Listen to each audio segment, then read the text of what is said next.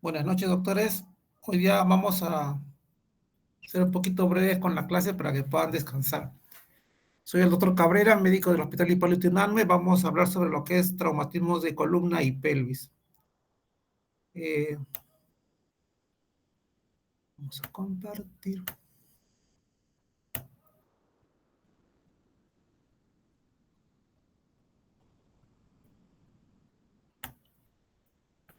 Ok, empezaremos entonces. Vamos a dividir este tema en dos fragmentos, en columna y en pelvis. Hay que tener presente de que las lesiones de la columna hace 4.500 años se consideraba como una enfermedad que no tenía cura, que no se podía tratar, que ya pues un paciente con ese tipo de lesión ya técnicamente estaba fuera de servicio, ¿no? En la actualidad, pues los cuidados en estos pacientes permiten que su función sea mejor, la calidad de vida, su supervivencia sea mucho más prolongada, ya con las mejoras tanto de estabilizaciones, cirugías, exámenes auxiliares, lo cual nos ayuda para que estos pacientes, como se dice, pues no sean como una enfermedad no pueda ser tratada o un paciente ya pues dejado al abandono, ¿no? Hay que tener presente que este tipo de pacientes casi siempre son pacientes politraumatizados y es una prevalencia de un 6% de todos los pacientes politraumatizados que tengan presencia de lesiones de columna, ¿no? Hay que tener presente que la columna nosotros la vamos a poder dividir en cervical, dorsal y lumbar, y de acuerdo a las movilidades provistas de desprotección, vamos a tener lesiones que probablemente nos puedan ocasionar muchas complicaciones, ¿no?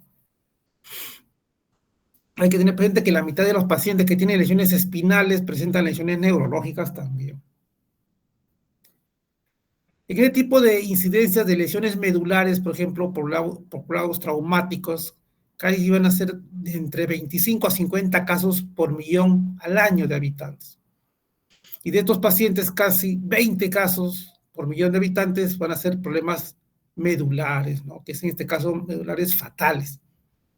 Y aquí, lamentablemente, pues el accidente de tránsito sigue teniéndose una prioridad para condicionar este tipo de lesiones, ¿no? En la actualidad, pues ahora que hay más motos, probablemente pues este porcentaje se sigue incrementando mucho más, ¿no? Las caídas, por ejemplo, de altura, lesiones por proyectil de fuego, lesiones deportivas, como son los saltos del trampolín, también condicionan pues lesiones a nivel de los corvos medulares, ¿no? Pero hay que tener presente pues que más de la mitad de estos casos, los accidentes de tránsito son los responsables de este tipo de alteración. Como les menciono, acá tenemos que ver un poco lo que es anatomía. Vamos a tener que dividir pues la columna vertebral en tres partes: cervical, dorsal y lumbar. Hay que tener presente que la función de la columna principalmente es soporte de carga, movimientos de cabeza y tronco, y en este caso, pues, dentro de la columna vertebral se va a encontrar la médula espinal, que también sirve como protección. Hay que tener también presente de que los cuerpos vertebrales van a ser diferentes tanto en cervical, en dorsal y en lumbar. Son características diferentes de los cuerpos vertebrales. Hay que tener presente que tenemos 34 a 33 a 34 vértebras, tanto cervicales, dorsales y lumbares, 7, 12 y 5. Y en el caso de los cuerpos vertebrales lumbares, vamos a sacar acá, se va a caracterizar pues porque tengan un cuerpo vertebral, en este caso pues parte vertebral más grande en comparación al cuerpo vertebral de la parte cervical, ¿no? Estos tipos de cuerpos vertebrales van a estar estabilizados por partes ligamentarias, y estas partes ligamentarias que en teoría son bastante resistentes con los accidentes que vamos a ir viendo se tienden a lesionar. Tenemos, por ejemplo, el ligamento longitudinal anterior, como se ve en la parte de la imagen, el posterior, que se encuentra detrás de los cuerpos vertebrales, que es lo que nos van a dar, como si se puede, una buena estabilidad. Los ligamentos intratransversos, capsulares, amarillo, bueno, todo este tipo de ligamentos dan una buena estabilidad a la parte de las columnas, pero no son pues de metal, no son resistentes algunas veces a los accidentes que uno puede tener y puede presentar. Uno de los tratamientos ideales, como se menciona, pues para evitar también algunos accidentes o algunas lesiones, eh, algunas veces uno por ser buena gente puede malograr o maltratar una columna, siempre y cuando no tenga las nociones correctas para poder realizar una extracción o ayudar a un paciente que está botado en una pista, ¿no? Por accidente de tránsito, ¿no? Siempre hay que tener que tener presente cómo evaluar a un paciente. Es muy diferente manejar a un paciente que esté boca arriba que boca abajo. Es muy diferente manejar a un paciente que está despierto a un paciente que está inconsciente. Entonces, el movimiento, como se ve acá, pues la evaluación, poder por lo menos ver si el paciente puede hablar, manifestar dolores, molestias o fastidios, o que nos oriente qué es lo que pasó, ¿no? Pacientes, para nosotros, si nosotros tenemos un paciente que está inconsciente, tenemos que suponer de que tiene una lesión cervical sí o sí. Por lo tanto, se tiene que inmovilizar la parte cervical. Porque si un paciente está inconsciente y no nos informa nada, no podemos manejar a un paciente sin ningún tipo de collarín, porque automáticamente estaríamos, en vez de ayudar, estamos acelerando su partida. Pues, ¿no? ¿Cómo se moviliza el paciente? En bloque, como se ve aquí, una persona cogiendo la cabeza, así que no tiene todavía collarín, y moviéndolo en bloque, ¿no? La extracción, como se ve aquí, pues con su maderito, su tabla, para poder evacuar al paciente, teniendo siempre los reparos necesarios de evitar cualquier lesión medular, ¿no? Consideraciones generales, por ejemplo, las zonas que se lesionan con mayor frecuencia son las que tienen más movimiento, en este caso la cervical, bueno, casi toda la columna, pues, ¿no? Y aquí va a que determinar también lo que se llama estabilidad de la columna, ¿no? O sea, la columna la vamos a nosotros dividir en el transcurso de la clase en 3 columnas, en las cuales nos van a dar lo que se llama estabilidad de la columna, ¿no? Los exámenes auxiliares o complementarios o que nos puedan confirmar nuestra presunción diagnóstica vendría a ser pues la radiografía simple, y si en la radiografía veo alguna imagen que no es compatible con lo normal, puedo pedir una tomografía de espiral multicorte. Y si ya vemos que la cosa va en serio, podemos también pedir hasta la resonancia magnética nuclear para poder determinar pues desplazamientos, fracturas, lesiones medulares que nos puedan comprometer la estabilidad del paciente y la vida, ¿no? Hay que tener presente que el examen auxiliar no reemplaza el examen clínico que normalmente nosotros tenemos que realizar. Como dice el enunciado, es un examen auxiliar. La radiografía, tomografía, resonancia son exámenes auxiliares que me van a confirmar mi presunción diagnóstica. Por lo tanto, si yo no tengo una presunción diagnóstica, el examen auxiliar no me va a dar el diagnóstico. Yo tengo que examinar, tengo que determinar qué es lo que probablemente puedo hacer. En la presunción diagnóstica no significa que el diagnóstico es exacto, ¿eh? Me puedo equivocar también, pero tengo que tener una idea de lo que está pasando para poder pedir el examen correspondiente y descartar o confirmar mi diagnóstico. Si nosotros clasificamos las lesiones de la médula espinal, podemos tener lesiones completas o lesiones parciales. Entonces, las lesiones completas es cuando la médula pues, está totalmente lesionada, por lo tanto, pues, de la lesión hacia abajo, técnicamente no va a haber nada de función, ¿no? Pero nosotros si tenemos lesiones parciales, que en este caso vamos a hablar, o lesiones incompletas, tenemos 4 síndromes de las lesiones incompletas de la médula espinal. Si nosotros tenemos una lesión medular en la lesión anterior, técnicamente es la de peor pronóstico. ¿Por qué? Porque en la parte anterior pasa pues la parte motora, ¿no? En la lesión posterior, o la médula espinal posterior, como se ve en la letra B, es más raro, no es tan frecuente. En la médula central, como se dice acá, síndrome de médula central, es la más frecuente de las lesiones porque técnicamente su recuperación mejora, ¿no? Y la de mejor pronóstico es la síndrome de Von-Sequard, que es solamente una lesión de la columna medular en solamente un solo lado, ¿no?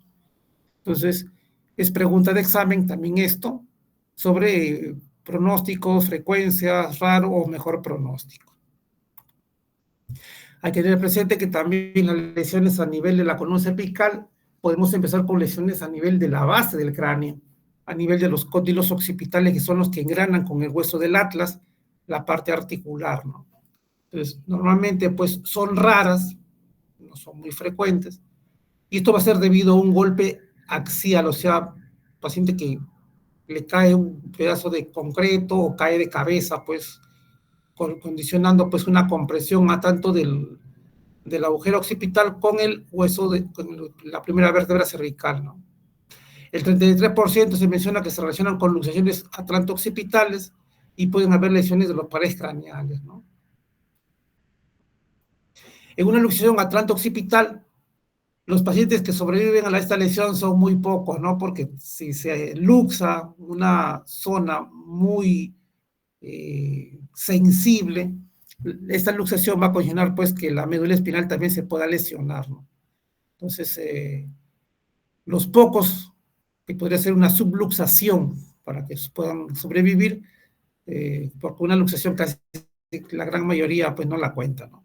Es frecuente que se afecten los pares craneales, en este caso el número 7 y el número 10, y el tronco encefálico, ¿no? En este caso, la finalidad del tratamiento es reducir la luxación, darle una estabilidad, alinearlo para evitar algún tipo de problema neurológico. Ya si nosotros bajamos, ya no estamos hablando de la base del cráneo, sino estamos hablando de la primera vértebra cervical, podemos tener la famosa fractura de Jefferson, que es una fractura del atlas, que es la primera vértebra cervical. Son infrecuentes, pero van a depender mucho, pues, del mecanismo de lesión.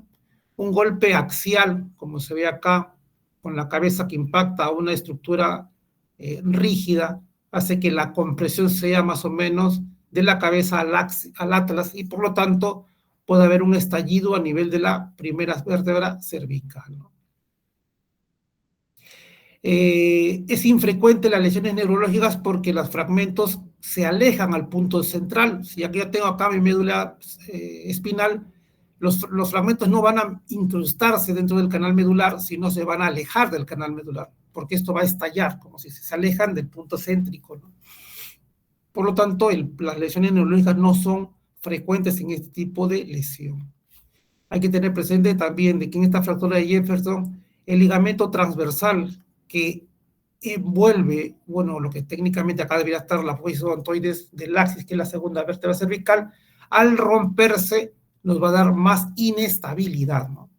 Entonces, la estabilidad va a depender mucho de la integridad de este ligamento, ¿no? Tipo 1, cuando tengo el ligamento estable, y tipo 2, cuando el ligamento está roto. En la gran mayoría de pacientes, este tipo de lesiones, el tratamiento es, como no hay compromiso neurológico, puede ser un tratamiento conservador, ¿no? Ya si hay lesión neurológica, tenemos que descomprimir y darle estabilidad a ese tipo de fragmento. Entonces, normalmente, si yo quisiera, pues, definir qué es lo que puedo ofrecerle al paciente, tendría que tomar primeramente una tomografía, porque en una radiografía no voy a poder ver realmente la magnitud de la lesión, solamente, pues, una imagen, pues, en antero-posterior, pero no voy a ver, como se ve en esta imagen, una imagen coronal, en la cual puedo ver, pues, si el espacio del canal medular está comprometido o no. Ya bajando un poquito, y en este caso la segunda vértebra cervical, al axis, tenemos dos partes, pues, del axis, ¿no? La apófisis odontoides y el axis en sí, ¿no? Entonces, esta fractura de la apófisis odontoides porque parece un diente, constituye, pues, al 5 al 15% de las fracturas de la columna cervical. El mecanismo de lesión hasta ahora no se conoce con exactitud cuál es la causa, ¿no? Entonces, según la clasificación de Anderson y de Alonso, normalmente, pues, el grado 1 es una fractura nada más parcial de lo que es la apófisis odontoides. El grado 2, cuando tengo una base más o menos de la apófisis odontoides. El grado 3, cuando ya compromete parte del axis. Si nosotros quisiéramos ver cómo poder confirmar una fractura de odontoides, hay que tomar una radiografía especial, ¿no?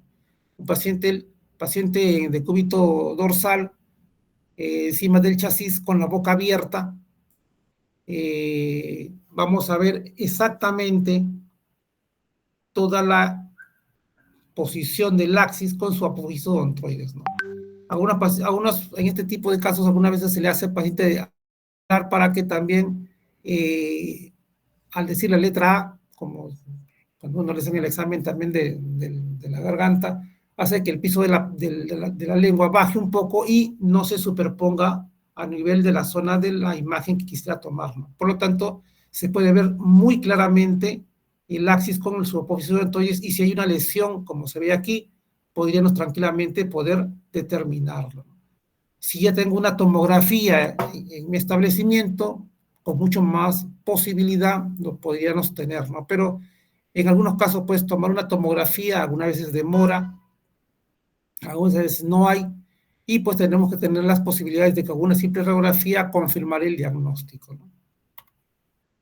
Entonces, en este tipo de fracturas, son opciones para poder estabilizar es con tornillos, ¿no?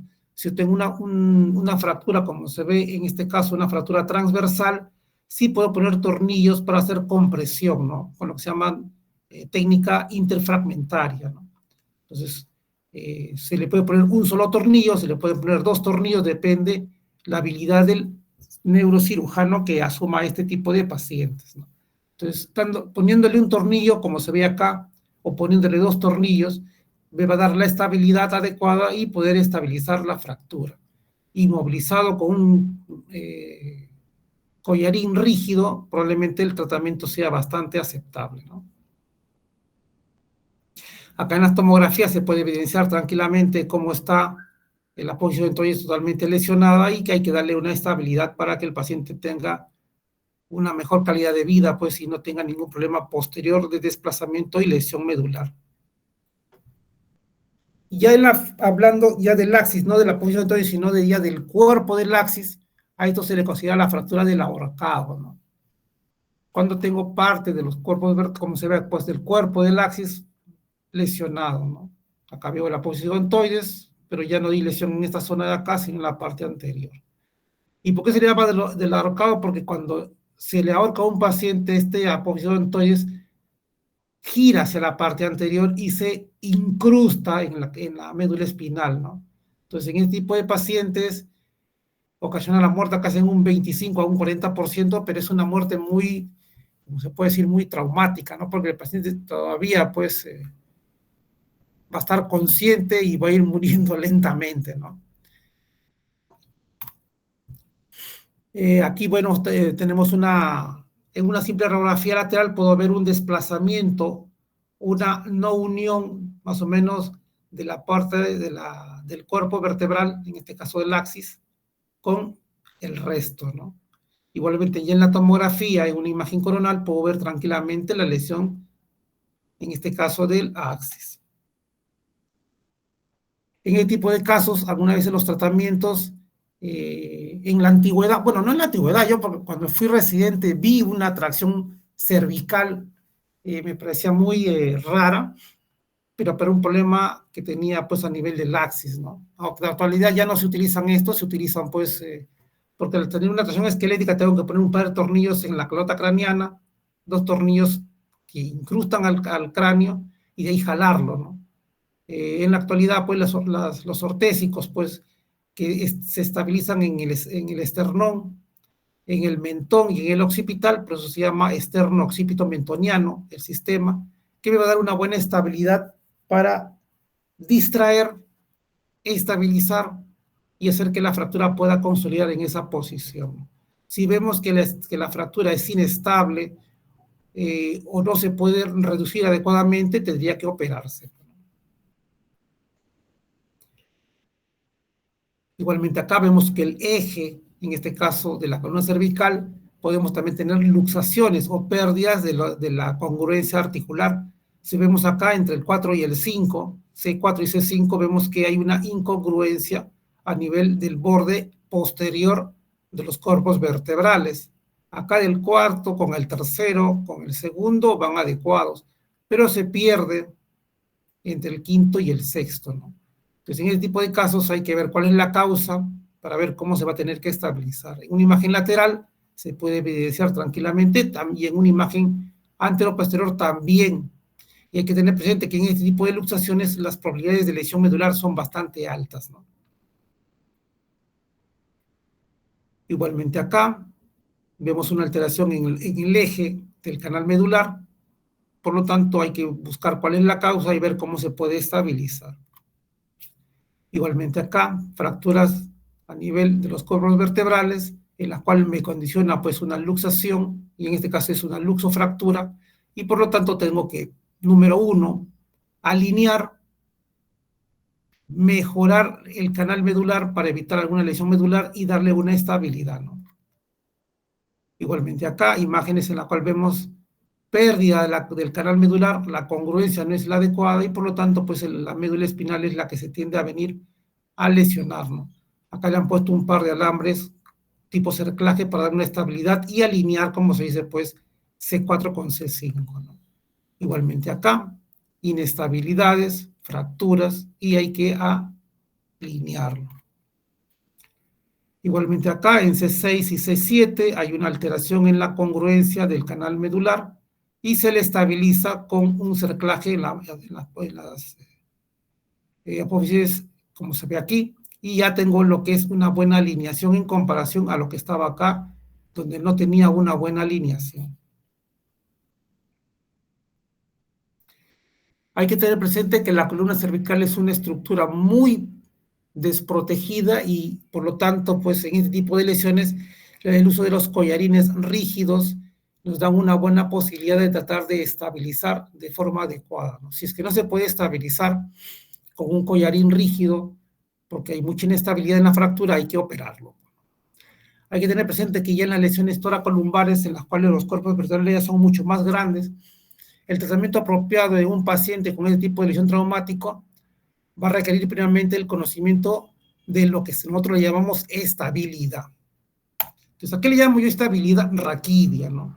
Este término fue utilizado por Francis Dennis en 1983 y el concepto de estabilidad nos da pues la posibilidad de tener en una columna 3 columnas. Como se ve acá, la columna anterior, que va a condicionar pues el ligamento longitudinal anterior, como se vio en la imagen inicial de anatomía, y parte del cuerpo vertebral. La columna posterior, más o menos la segunda parte de la columna vertebral, más su ligamento longitudinal posterior, y la tercera columna vendría a ser ya el resto de ligamentos con las partes posteriores de la estructura de los huesos vertebrales. Entonces, ¿a qué le llamo estabilidad? Si yo tengo de estas tres columnas, dos lesionadas, es una columna inestable. Si solamente tengo una sola columna afectada, sí puedo considerar una columna una fractura estable, ¿no? Entonces, casi siempre las fracturas inestables de la columna vertebral casi tienden a ser quirúrgicas para darle la estabilidad. Entonces, esta estabilidad raquídea, como se dice, pues son lesiones menores, casi un 15%, pero van a depender muchos mecanismos de lesión, como se ve lo que es la compresión, la distracción, la rotación, el cizallamiento, para que me puedan dar este tipo de patología, ¿no? Y como se menciona acá, la inestabilidad se define que por lo menos de los tres, dos estén afectados, ¿no? Entonces, un mecanismo de lesión para que la columna se pueda afectar es la flexión, ¿no? Si yo tengo una flexión forzada, probablemente la columna anterior es la que se lesiona con mayor frecuencia. Bueno, hay que tener presente que la fuerza, como dicen, la mitad anterior es la que se va a afectar y por lo tanto, pues, si yo tengo una vértebra en cuña, o sea, la base de la columna del cuerpo vertebral va a estar adecuada y la parte anterior más, como más aplastada, probablemente voy a tener una cifosis o una jiba a nivel del paciente, ¿no? Una compresión axial es una fuerza de compresión de arriba y otra fuerza de compresión hacia abajo. Si hay un aplastamiento técnicamente de las tres columnas. Entonces es la que atrapa, como se dice, pues, la fuerza o una presión, uy, se salió, una presión de arriba hacia abajo, por lo tanto el cuerpo vertebral va a ser como si se pues un aplastamiento o un estallido, ¿no? Y este estallido puede afectar todo el cuerpo vertebral y dependiendo también si hay un mecanismo axial más un mecanismo de flexión, un acuñamiento mayor. Pero también pueden haber fuerzas laterales, ¿no? Una fuerza lateral o una inclinación, o sea, que el cuerpo gire hacia un lado, también me va a afectar como si se pues parte de un lado del cuerpo vertebral, condicionando en este caso pues lesiones de los ligamentos y producir mayor inestabilidad. Pero también ya podemos encontrar pues las mezclas de lesiones, ¿no? De flexión con distracción, ¿no? Lo que se ve el famoso, la fractura de Chang o la fractura del cinturón de seguridad. ¿Y por qué se le llama la fractura del cinturón de seguridad? Antiguamente en los carros, el cinturón de seguridad, pues que antes no existía, empezaron a usarse, ¿no? Y se empezaron a usar solamente con 2 puntos, o sea, cuando uno se sienta, de un lado sale el cinturón, creo que es más o menos como si ustedes han viajado en avión, ese mismo cinturón que se usa de un lado para otro, ¿no?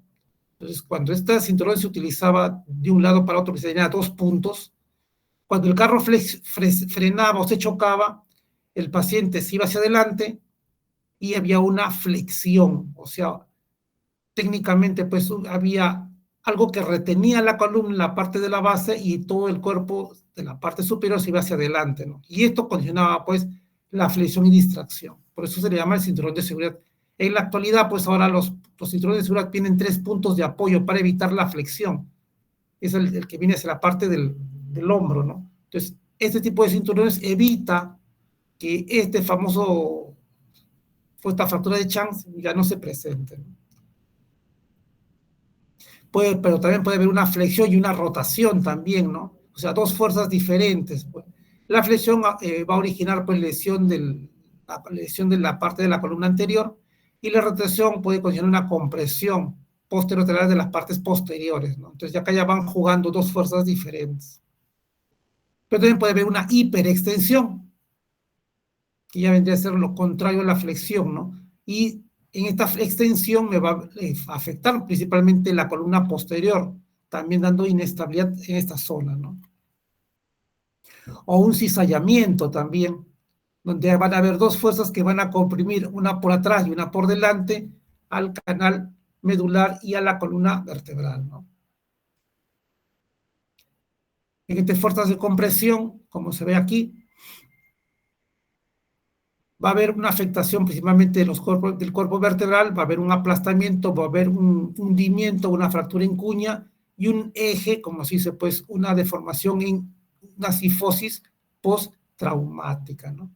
Hay que tener presente que el cuerpo vertebral que se va a afectar con mayor frecuencia va a ser casi menos de un 50%, pero no me va a dar mucha inestabilidad, ¿no? Pero cuando el cuerpo vertebral ya se afecta más del 50%, estamos hablando de la primera columna y la segunda columna, ya lo estamos considerando como inestable, ¿no? Entonces va a depender mucho aquí en este caso el examen auxiliar, porque en una radiografía yo sí puedo evidenciar alguna lesión por aplastamiento, siempre y cuando sea una buena radiografía preparada, que algunas veces en un examen de emergencia no se puede dar, pero si tengo una sospecha, paciente muy doloroso, paciente ha sido accidente de tránsito, veo una radiografía, calculo mis tamaños de mis cuerpos vertebrales y ahí veo que uno está más pequeño que el otro, puedo pedir la tomografía para poder confirmar y darle un tratamiento especializado, ¿no? Utilizar los corsés rígidos o semirrígidos para darle una mayor estabilidad. Fracturas por estallido, cuando hay una compresión de arriba hacia abajo, en la cual todo el canal, todo el cuerpo vertebral se tiende a afectar. Y como se menciona acá, también hay criterios para poder nosotros definir si se opera o no se opera, ¿no? En este tipo de lesiones también va a haber una angulación cifótica, puede haber un compromiso del canal medular, y también, si hay un compromiso del canal medular, puede haber también una afectación neurológica. Entonces, si yo tengo una cifosis menos de un 20%, el espacio del canal medular está comprimido menos del 45% y no hay lesiones neurológicas, uno lo puede manejar como un tratamiento ortopédico, ¿no?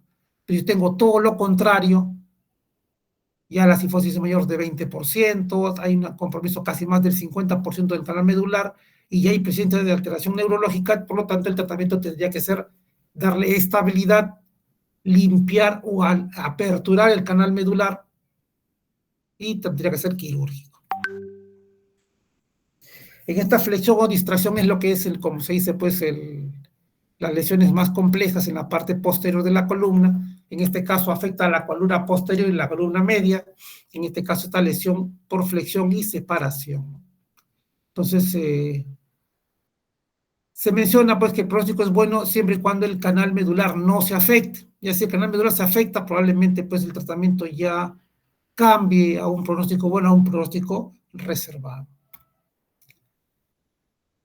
Las heridas por PAF también son lesiones que lamentablemente pues no son muy raras en la actualidad, pues a los extorsionadores y todo que meten sus balas.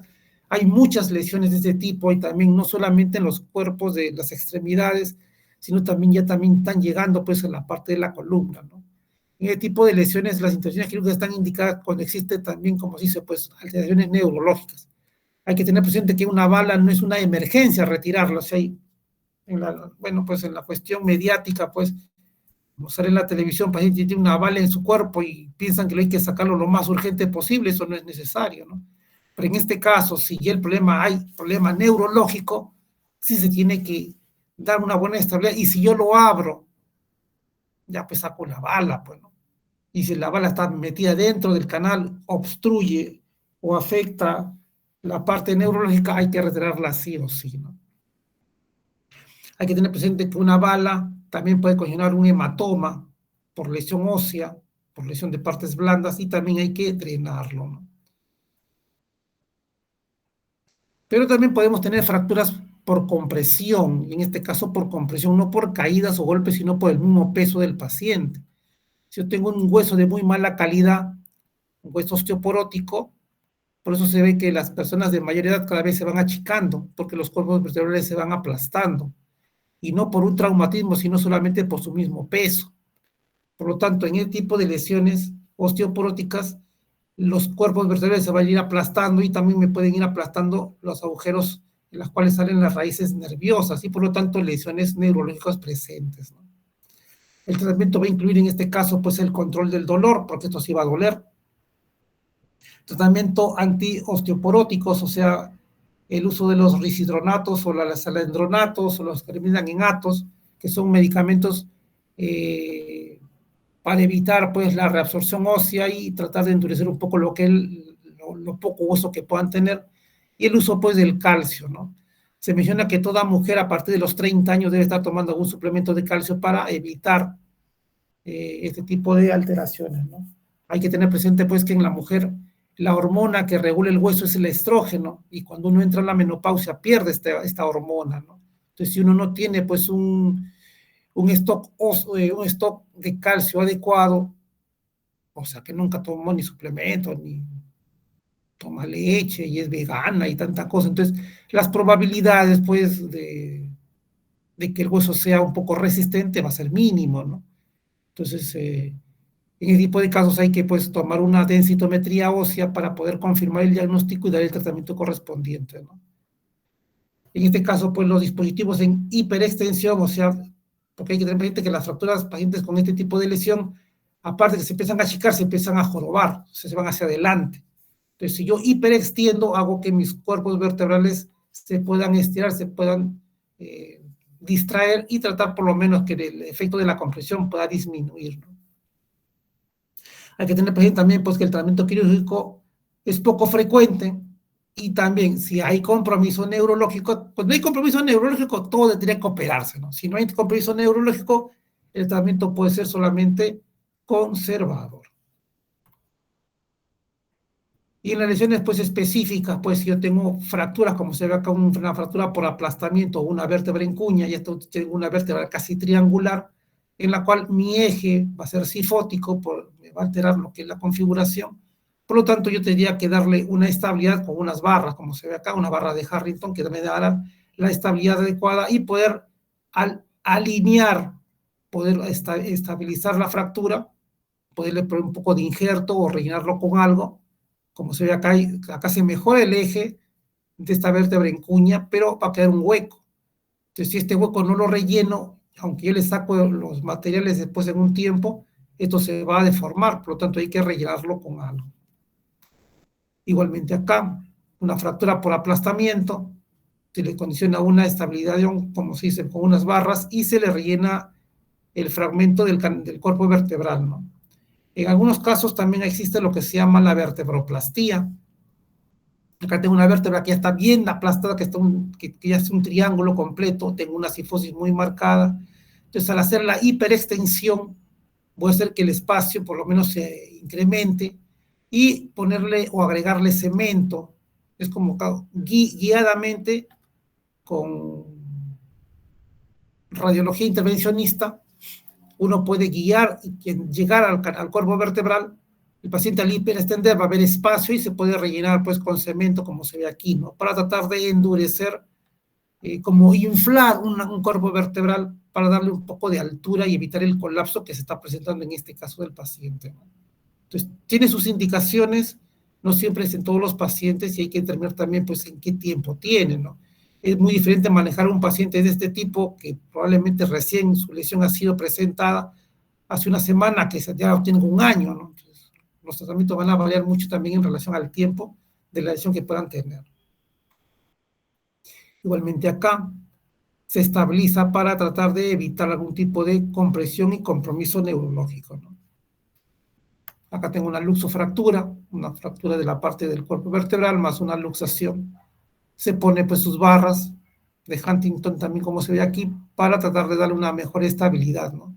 El tipo de estabilidad le va a ayudar a que el paciente mejore lo que es la lesión neurológica, pero le va a limitar en relación a la cuestión funcional, o sea, no se va a poder mover muy adecuadamente, ¿no? Pero por lo menos pues la puede contar. Ya pasando al otro tema, que en este caso vendría a ser las lesiones de la pelvis, hay que tener presente que la pelvis es una estructura grande que va a ser técnicamente formada por, bueno, tres estructuras, pues los dos huesos coxales y el hueso sacro, ¿no? Hay que tener presente que el hueso coxal, cuando una persona es muy pequeña, está formado por tres huesos, que es el ilíaco, el isquion y el pubis, que cuando ya se fusionan, forman el hueso coxal. Hay que tener presente también que la pelvis, su función es de protección de estructuras y de inserción muscular. Acá tenemos en la pelvis también la articulación o la parte acetabular, en la cual va a formar lo que es en este caso la parte de la articulación coxofemoral. Hay que tener presente también que la columna en la parte posterior, en la zona sacra, va a estar estabilizada por múltiples ligamentos, en las cuales son bastante resistentes, lo que asemeja pues a los puentes colgantes. De acuerdo a eso, vemos que la estabilidad es muy fuerte en relación a esto, pero lamentablemente pues los accidentes de tránsito no respetan nada, ¿no? Entonces hay que tener presente que también en esa zona posterior, en este caso en la articulación sacroiliaca, pasan los plexos venosos. Por lo tanto, si yo tengo una luxación sacroiliaca, las probabilidades de sangrado van a ser muy intensas. Y como se menciona, pues una pelvis tranquilamente puede coleccionar hasta 3 litros de sangre o secuestrar 3 litros de sangre y el paciente estar chocado sin evidenciar sangrado externo. Entonces, hay que tener muy presente este tipo de lesiones, ¿no? Entonces, en una pelvis, ¿cómo la podemos, en las lesiones que nosotros podemos tener, cómo la puedo leer, ¿no? ¿Cómo leo una RAFE pelvis, ¿no? Entonces, en una RAFE pelvis normalmente nosotros tenemos estructuras, y una pelvis, yo siempre he dicho, pues, que la columna, la pelvis nosotros hacemos una línea intermedia, y el lado derecho debe ser igual que el lado izquierdo, ¿no? Entonces, empezamos de la sínfisis de pubis, pues no está la línea negrita, ¿no? Normalmente no hay mucho espacio, porque si yo tengo un espacio, puedo tener una diástasis de pubis y poder tener una lesión en la zona anterior, ¿no? Entonces nosotros podemos encontrar la pelvis, un anillo, como se ve acá en la imagen, y este anillo vamos a tener pues también pelvis estables o inestables dependiendo a la lesión que nosotros podemos encontrar en esta zona, ¿no? Entonces, si nosotros vamos a leer una estructura de la columna, normalmente pues podemos encontrar pues la articulación, la línea iliopectínea, como se ve acá. Podemos encontrar la línea ilioisquiática, que se ve en la parte posterior, que me van a dar las famosas columnas anterior y posterior de la pelvis. de la articulación acetabular. Podemos tener la articulación sacroiliaca, como se ve en la imagen posterior. Podemos tener el borde posterior del acetábulo, como se ve acá. El borde anterior, y como si se puede la sínfise del pubis en la zona de acá. Entonces, todos estos tipos de líneas que acá están pintadas en la radiografía son imágenes que yo me puedo orientar para poder definir algún tipo de lesión de la zona de la pelvis, ¿no? Entonces, y todas estas imágenes, en teoría, deben ser idénticas en el otro lado. Entonces, si yo veo una imagen rara, yo puedo sospechar o suponer que hay algún tipo de lesión. Pero para eso también tengo que haber examinado a mi paciente para poder definir principalmente dolores o deformaciones o alteraciones que no me puedan orientar a pensar, a pedir una radiografía de pelvis y poder definir mi tratamiento y confirmarlo. Entonces, aparte de la radiografía antero-posterior, tenemos también dos radiografías que se pueden tomar al nivel de la pelvis para poder dar tener una mejor orientación tridimensional de la pelvis, ¿no? Antiguamente, pues la tomografía era un poquito difícil de poderla adquirir y por lo tanto, pues con estas tres incidencias de entrada y de salida, me podía dar una mejor idea de la lesión que puede tener el paciente, ¿no? Ahora ya con la tomografía es más fácil, pues, encontrarle la lesión, pero siempre hay que tener presente, pues, que la tomografía no siempre la podemos encontrar cuando nosotros vayamos, pues, a la punta del cerro a hacer mi serum, una tomografía no va a haber ahí. Entonces, si yo tengo que confirmar una lesión, tendría que saber cómo tomar la radiografía, y si tengo una radiografía y un radiólogo que a lo mejor no sabe, explicarle más o menos cómo poderla tomar. Acá se ve por la inlet o la de entrada, con una inclinación, el paciente en el chasis, más o menos a 45 grados, hago que la imagen vea específicamente todo el anillo pélvico, ¿no? Como se ve en la imagen de acá. En una entrada de salida voy a ver principalmente casi toda la parte, como se dice, pues, saber si una hemipelvis está elevada o está con una alteración en relación a una lesión por cizallamiento, que es una fractura, es una lesión bastante compleja. Puedo ver todo lo que son, en este caso, pues, mis sífilis de pubis, mis huesos isquiáticos y mis mesalerones ilíacos, ¿no? Entonces, si yo sumo estas dos más la radiografía anteroposterior, me puedo dar una idea tridimensional de cómo puedo tener mi lesión. Bueno, pues si tengo la tomografía ya, pues, ¿no? Pero hay que tener presente que este tipo de radiografías que yo puedo solicitar también me pueden orientar. Aparte va a ser más rápida las imágenes que puedo tener, hasta esperar que el tomógrafo le tome, revele las imágenes, las procese, las una y te mande todas las imágenes. Puede demorar más o menos unos 30, 40 minutos, ¿no?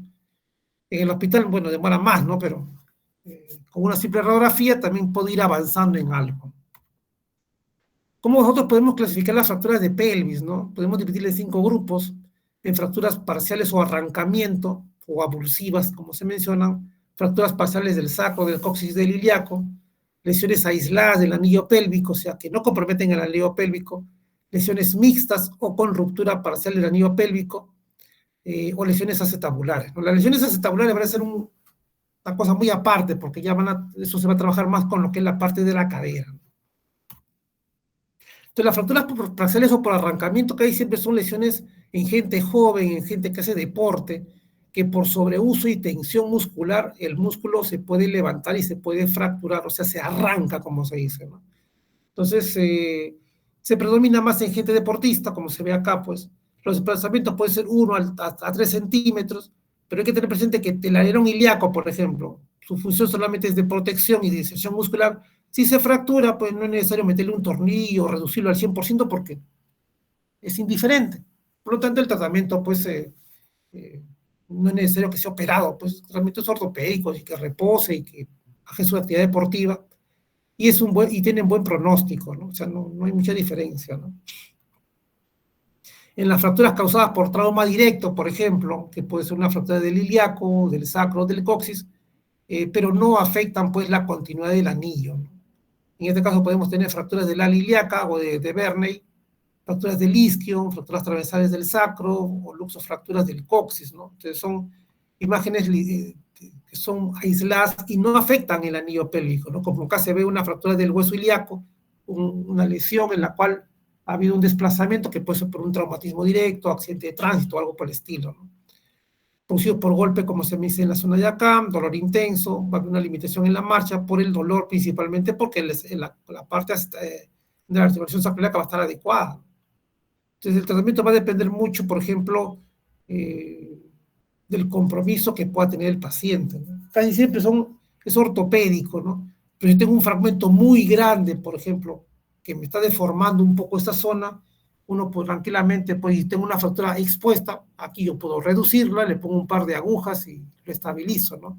Pero si es cerrada y los fragmentos están casi en su sitio, el tratamiento no es necesario que se tenga que operar, ¿no? Las complicaciones podrían ser solamente pues algunos defectos óseos o puntas óseas que podrían consolidar de forma inadecuada, que al paciente le podría molestar en un tiempo y en ese caso sí se podría entrar a operar a retirar algunos fragmentos que pueden ser un poco incómodos, ¿no? Pero después, en la gran mayoría no se toca este tipo de pacientes, ¿no?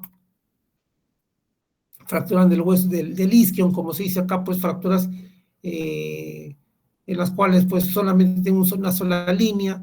Hay que tener presente que esta estructura, tanto sacro de la rama ilio-isquiopúbica, que son estas de la rama iliopúbica, isquiopúbica, que son las de acá, sirve solamente para protección, ¿no? Esto es como si fueran estos cascos de los jugadores de fútbol americano, que tienen como una parrilla en la cara como para poderse proteger. Esto es casi igual, ¿no?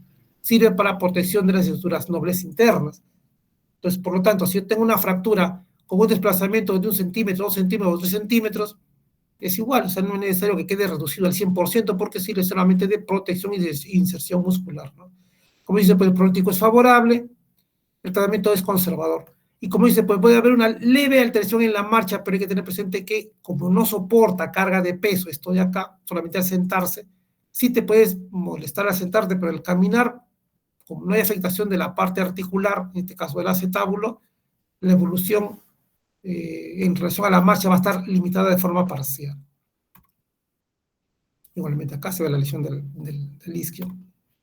A nivel del sacro, fracturas transversales por caídas, por golpes directos, como dice, pues generalmente puede ocasionar fracturas incompletas o sin desplazamiento, ¿no? Va a depender mucho también de las lesiones neurológicas que pueda tener el paciente, pero en la gran mayoría de casos el tratamiento también es un tratamiento conservador. El manejo del dolor, por ejemplo, por lesiones neurológicas, puede ser manejada por medicación o por infiltraciones en la zona para evitar las molestias y el dolor.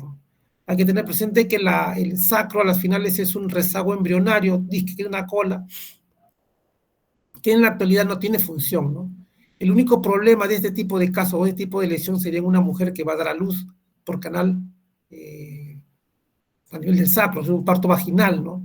Ahí sí, ahí sí habría algún tipo de alteración, pero después, en teoría, no habría ningún tipo de problema de que el hueso consolide un poco chueco, porque a las finales, pues, no revierte importancia, ¿no? Puede haber alteración, como le digo, de las terminaciones neurológicas o sensitivas, pero eso se puede manejar de forma con terapia física o con acción de medicación, ¿no? El tratamiento que hay también siempre es conservador. Igualmente acá tengo una fractura del sacro. Y en una tomografía pues tengo una mayor información. Acá tengo también fractura ella compromete pues parte del anillo pélvico, como se ve aquí. Por lo tanto, si tengo solamente un solo punto de lesión del anillo pélvico, a esto nosotros le llamamos pelvis estable. Cuando el anillo se afecta un punto es pelvis estable. Cuando ya tengo 2 puntos afectados, a eso sí se le llama inestabilidad de pelvis, ¿no? Igual en la luxación o en la zona del coxis también, o el huesito de la alegría que le llaman, también por caída por un golpe directo, una sentada fuerte. Puede haber algún tipo de alteración en relación a angulación en la parte anterior, pero también pues el uso pues de los picarones, de analgésicos. Antiguamente se reducían las luxaciones, pero reducida o no reducida, el tratamiento es igual, un tratamiento conservador, no se opera eso de ahí.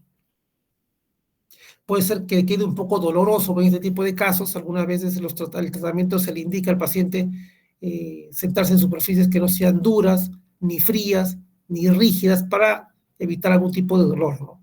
En este tipo de pacientes la limitación específicamente es al sentarse, ¿no? Entonces muchos pacientes que vienen con luxación o lesión o fractura del coxis caminan normal, pero cuando se van a sentar se sienta con solamente un glúteo, ¿no? Porque es muy doloroso, ¿no?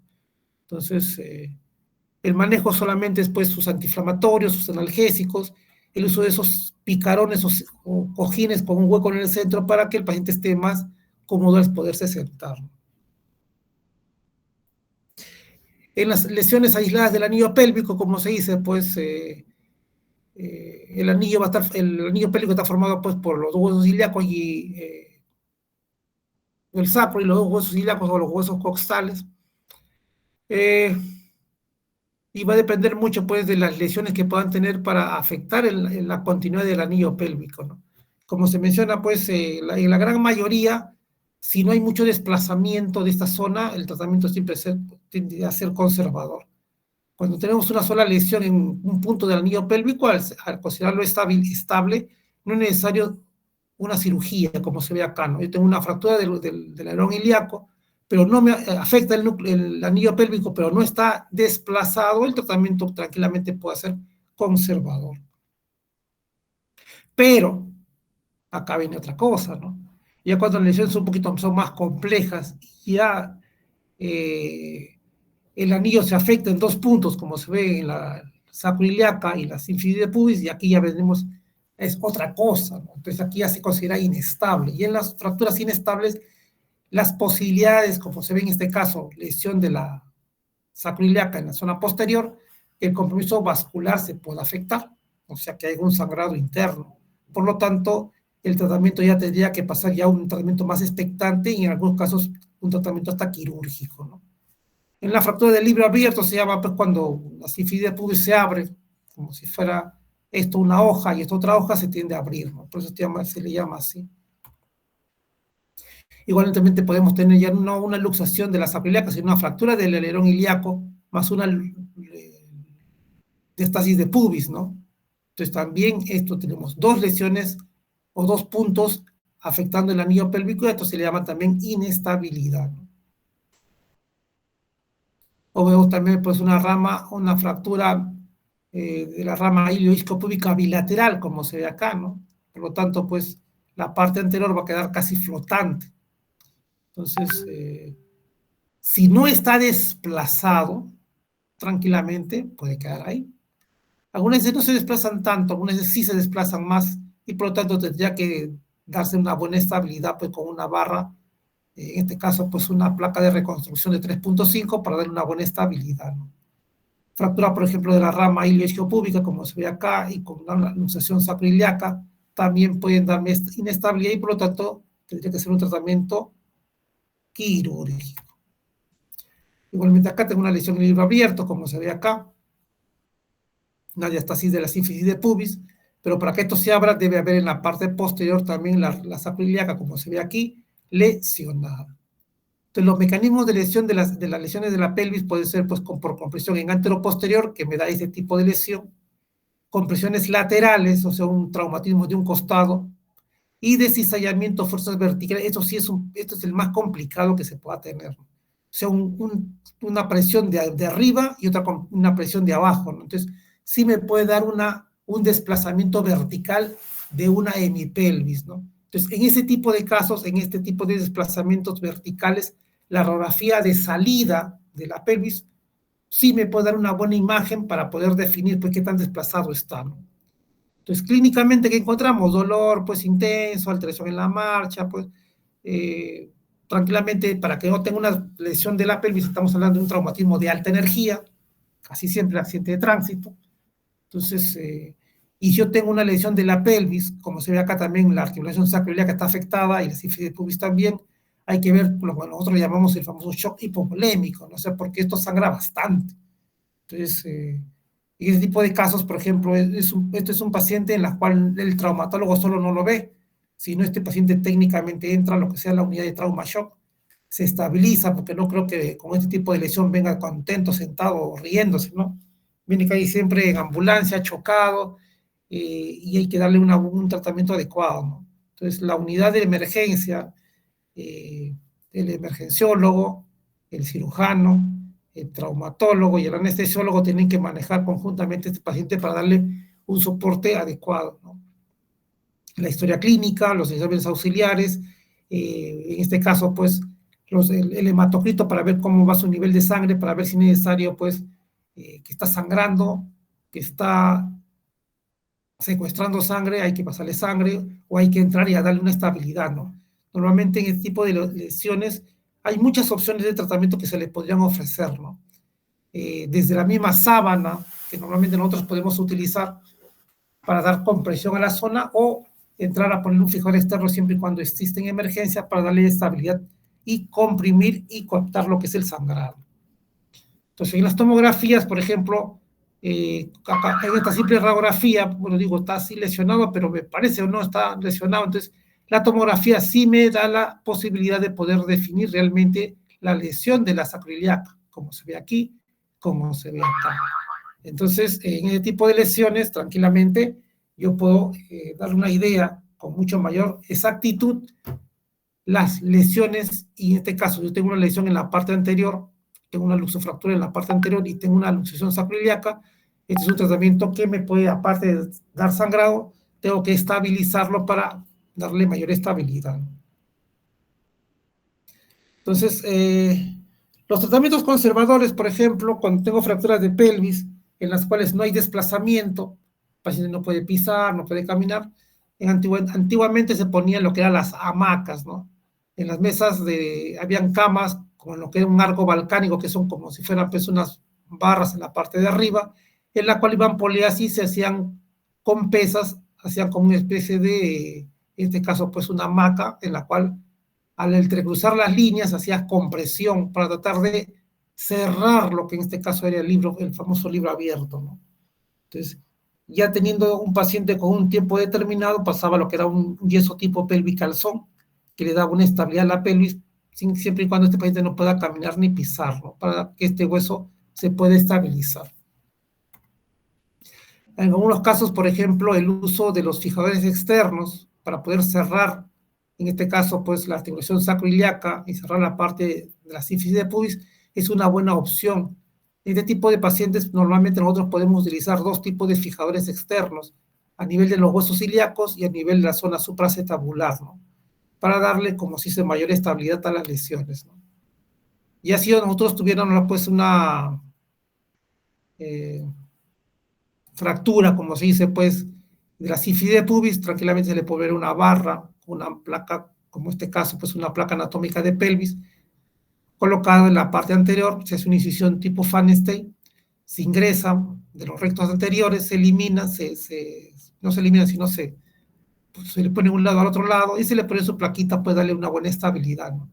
Pero si yo tengo una lesión ya, tanto en la parte posterior como en la parte anterior, primero se tiene que estabilizar la parte posterior, en este caso le han puesto dos tornillos o dos brunes grandes, y se va a hacer la parte anterior para darle una mayor estabilidad. Acá le han puesto una doble placa en la sínfisis de pubis, pero me parece mucha ferretería, pues está indicado, tranquilamente con una simple puede ser tranquilamente darle una buena estabilidad. Igualmente acá se le pone ya más ferretería, con abordajes especiales, como para darle mayor estabilidad a la lesión, ¿no? Acá tuvo una fractura a nivel del alerón ilíaco, se le puso varias placas con tornillos, en este caso también una placa de reconstrucción larga, y también en este caso también tiene una placa, en este caso de la pared posterior del acetábulo, tuvo una lesión, ¿no? Parece que tuvo hasta una luxación. Igualmente acá se pueden tornillos grandes. A nivel de la pelvis también hay, con nosotros llamamos túneles, en los cuales yo puedo poner tranquilamente un simple tornillo para darle una buena estabilidad, ya no ponerle como si en este caso una placa con tornillo largo. Algunas veces, en este caso de los pacientes con fracturas de pelvis, una de las opciones inmediatas que se pueden hacer en emergencia es poner la famosa sábana. Una sábana es como tratar de hacer esa hamaca que vieron en la imagen inicial, pero sin las tracciones. Se pone una sábana, pero la sábana se pone a nivel de la zona de los trocánteres mayores para hacer compresión acá. Si yo hago una compresión en la parte a nivel de los alerones ilíacos, voy a abrir la sífilis de pubis, la cual yo la quiero cerrar. Entonces se agarra una sábana como un pañalito bien tenso y se pueden utilizar esas placas, las pinzas de campo, que son las pinzas que se utilizan para operar, para fijarlo bien, ¿no? O fijarlo para tratar de comprimirlo, ¿no? Esas sábanas tranquilamente les puede ayudar a que el paciente cierre un poco la pelvis y el sangrado se pueda más o menos estabilizar, ¿no? Siempre y cuando hay que tener presente pues, que este tipo de pacientes, al tener un traumatismo de alta energía, para que tenga una pelvis lesionada, debe también tener, aparte de del tequeado y ese tipo de cosas, un paciente de no muy buen pronóstico, ¿no? Hay muchos pacientes que han llegado al hospital con lesiones de pelvis, pero antes de hacerle la fijación externa ya el paciente ya había fallecido, ¿no? Porque son pacientes bastante complicados, bastante complejos, ¿no? Para que tenga ese tipo de lesiones, no solamente es a nivel de la pelvis, porque acá también vendría a ser problemas hasta de estructuras internas o lesiones a nivel abdominal, que algunas veces uno entra simultáneamente con el cirujano para poder darle lo que es la estabilización de la pelvis y ellos puedan manejarlo. Hay muchos pacientes también que vienen, bueno, en el hospital han llegado muchos casos de este tipo, en las cuales, pues, bueno, nuestro hospital está muy cerca de lo que es la carretera central, y en la carretera central pasan carros, trailers grandes, y ahí se meten las famosas mototaxis y las famosas motos. Y ya imagínense lo que pasa, ¿no? Cuando una moto es arrollada por un tráiler, ¿no? Entonces, este tipo de pacientes vienen muy complicados, muy complejos, y casi la gran mayoría no la cuentan, ¿no? Y los pocos que cuentan hay que darle una buena estabilidad para evitar algún tipo de deceso posterior, ¿no? Otro tipo de paciente, por ejemplo, la tomografía aquí en reconstrucción tridimensional me puede dar una mejor orientación, qué es lo que tengo que hacer. En esta imagen, si yo veo que mi alerón ilíaco, en este caso, en mi pelvis derecha está bien, pero acá tengo una fractura a nivel del techo acetabular, una fractura del alerón ilíaco y una luxación sacroiliaca, ¿no? Entonces, aquí el tratamiento fue darle estabilidad, placas en la parte posterior de la ceja posterior del acetábulo, otra placa para estabilizar el techo acetabular, dos placas para lo que es la fractura del hueso ilíaco y un tornillo para la articulación sacroiliaca, ¿no? O sea, algunas veces se usa mucha ferretería para darle una buena estabilidad, pero me da un buen soporte para que el paciente técnicamente, pues, algunas veces muchos pacientes que no se operan pueden tener un poco de alteración. Si es una fractura por una lesión por cizallamiento, o sea, que esta hemipelvis se elevó mucho, puede haber una discrepancia de miembros inferiores, o sea, que esta cadera o esta articulación va a estar más elevada, ¿no? Entonces, en algunos casos, si yo tengo una lesión también de una elevación de la hemipelvis, uno puede poner una tracción esquelética y traccionarlo con bastante peso, casi más o menos casi del 15 al 20% del peso corporal del paciente, para poder con la misma tracción bajar un poco lo que es la hemipelvis, y si eso mejora, en buena hora, si no, someterlo a una cirugía y darle una mayor estabilidad. Ok, chicos, eso sería todo. No sé si tienen alguna pregunta, alguna duda, alguna curiosidad.